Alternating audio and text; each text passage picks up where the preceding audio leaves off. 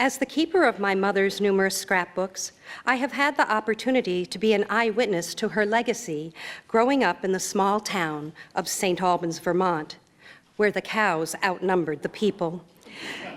Her zest for life grabs at my imagination as I meet the woman who became my mother. She was a tap dancer, a skier, an actress, Lake Champlain royalty in that fancy swim cap, with a pose so graceful, joyful, and hopeful, yet innocent and naive. Graduating from college with an honors in 1947 as a school nurse teacher, she moved to Tarrytown, New York, 7 hours from home, where she did not know a single soul, but had the confidence and belief that as life had unfolded with the simple joys, sense of purpose, and graceful existence that defined her younger years, it would certainly continue. It was at Tarrytown High School where this 22-year-old school nurse teacher became infatuated with a handsome young high school football coach, semi-pro football and baseball player, World War II vet, a man with the good looks of an Italian movie star. My parents' 52-year marriage was like a ballroom dance, a lovely waltz, gliding through space effortlessly. Always dad, leading mom with a connectedness that bestowed a trust and implied a bond that was never to be tested or questioned.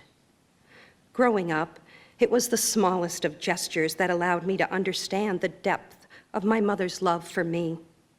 It was the way her smile and eyes would light up when I entered a room, and her tight, long hugs, wrapping me up with her skinny yet welcomed arms. All treasured memories that have remained with me through each stage of my life. I never recall hearing my mother swear, tell a white lie, or repeat an unkind word or rumor. A faithful Catholic, I would often find her at night reciting the rosary. Close friends and relatives referred to my mother as Saint Barbara, and I was certain these must have been the reasons why. As I matured, the once graceful waltz of my parents' dance began to falter, seeming fabricated and incongruent. It was impossible to move in accordance to my father's expectation of perfection that could never be met by his imperfect wife and the children who shared her DNA. There's only 2 ways to do something, the right way or the wrong way, and our family does it the right way, was my father's universal mantra, clearly a defense of his own illusions of superiority. Well, home from college one summer, I came in past my curfew to be greeted with a hard slap across my face and Dad jeering, "Only bums and whores stay out till this hour of the night." Memories still haunt me of seeing my brother on the receiving end of my father's leather belt.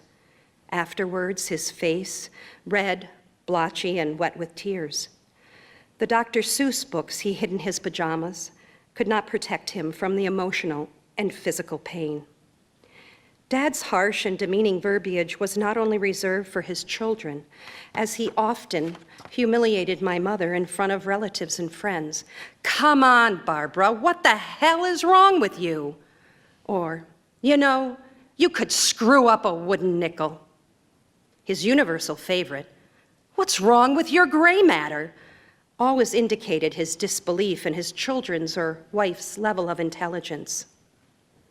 I have no memories of my mother voicing her disapproval or speaking against her husband's mistreatment of herself or her children. Even in the face of emotional and verbal abuse, my mother only showed kindness and goodwill and wore it like armor to protect her from his words. If she hadn't, the illusion of the waltz they perfected would be shattered. It was then I realized the title of Saint Barbara took on a whole new meaning. The daughter of Saint Barbara could not dutifully dance that calm, smooth, flowing, obedient waltz.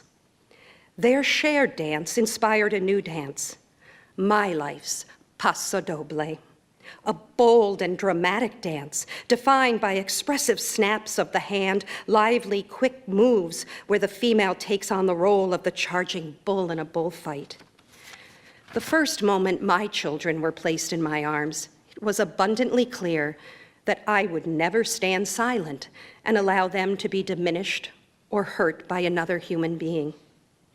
Through their challenges, accomplishments, and more importantly, their failures, I promised myself it would be clear to my children that my love was unconditional and they would find safety and strength in our bond.